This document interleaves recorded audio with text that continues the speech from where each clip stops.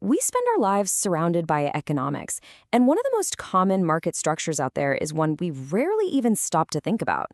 I'm talking about why you see dozens of different brands of shampoo or, 10 coffee shops all on the same block. There's a name for this, and trust me, you're living in it every single day. Okay, so let's make this real. Let's paint a picture. Imagine you're on a much-needed vacation, somewhere coastal, beautiful. You've got one mission: get a great cup of coffee. But then you turn a corner and bam, you're staring at a whole street lined with cafes. What do? So, how do you actually choose? Seriously, think about it. Do you go for the one with the incredible sea view? Or maybe the one where the smell of roasting beans just pulls you in? Or hey, what about that place advertising a single origin organic blend? That simple decision you make, right there, that's our entry point into a really fascinating economic concept. Well, think about it from an economic perspective. It's not a monopoly, right? I mean, no single cafe owns the entire town's coffee supply. But at the same time, the products aren't identical. This isn't like buying a bushel of wheat where every grain is the same, so it's not perfect competition either. We're stuck in this weird middle ground, so what do we call it? Well, the answer, as it turns out, is this incredible hybrid. It's a market structure that somehow manages to combine intense, cutthroat competition with this powerful sense of individuality for each business. And here it is, the formal term, monopolistic competition. Now, the name itself is a dead giveaway, isn't it? It's got monopoly in there, and it's got competition. It's basically describing a market that's just packed with businesses, all fighting for your dollar, not by being the same, but by being just a little bit different. Honestly, if you ask me, this is probably the most realistic market structure out there. It's the one that best explains the world we live in. You get tons of choice, but every single choice is trying to sell you on its own unique little story. So let's get into the nitty-gritty of how this thing is actually put together. Okay, so to really get our heads around this, we need to look at its DNA. We need to see what it's made of. And it turns out it borrows its key ingredients from the two big textbook extremes: perfect competition on one side and pure monopoly on the other. So let's set the stage. On one end of the spectrum, you've got perfect competition. The classic example is agriculture, right? Think of a massive market for, say, carrots. There are tons of sellers, the carrots are all pretty much identical, and no single farmer can set the price. They're price takers. Now, on the complete opposite end, you've got a monopoly. One seller, a unique product with no close substitutes, and they're the price maker. Monopolistic competition, it doesn't live at the extremes. It plants its flag right in that huge, messy, interesting space in between. And this is where it gets really cool. Look at how it cherry picks its features. From perfect competition, it takes two big things. First, lots of buyers and sellers. Think about all the restaurants, hair salons, clothing stores in your city. And second, free entry and exit. If you think you can open a better coffee shop, there's nothing really stopping you from trying. But, and this is the game changer, from monopoly, it borrows the single most important idea: product differentiation, and that changes everything. Yeah, that one concept right there, product differentiation.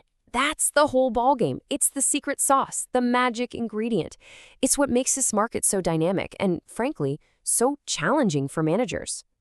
I love this quote. Each firm is a small mini monopoly. That just nails it, doesn't it? That coffee shop with the amazing patio, it has a monopoly on that specific patio experience.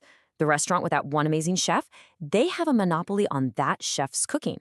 They don't control the whole market for food, no way, but they absolutely control their little corner of it. So, if you're a business owner, how do you create this mini monopoly? Well, you've got a few tools in your belt. You can differentiate on the physical product itself. Maybe your coffee is organic, or your burgers are made from a secret recipe. You can differentiate by location, which is just massive. The cafe with the sea view will always have an edge over the one in the back alley. And of course, you can differentiate on service. That feeling of being recognized, of being a regular, you can't put a price on that. Okay, so let's put on our manager hats. We've differentiated our product. We have our little mini monopoly. What does that actually mean for our strategy?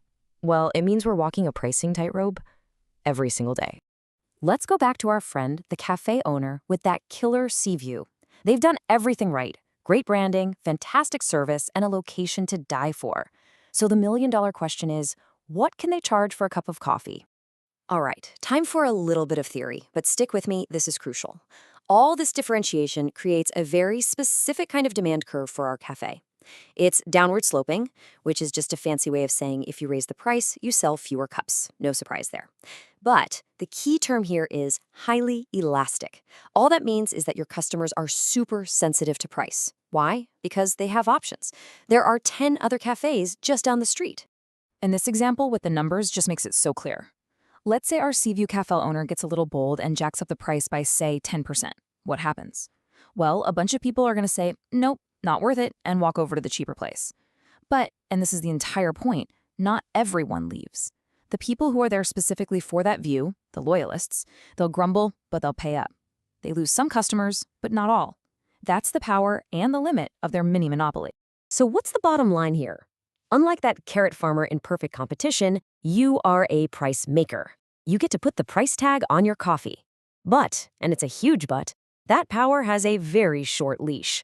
You're not a true monopolist. You can't just charge whatever you want. The moment you get too expensive, you'll see your customers' backs as they walk down the street to your competition.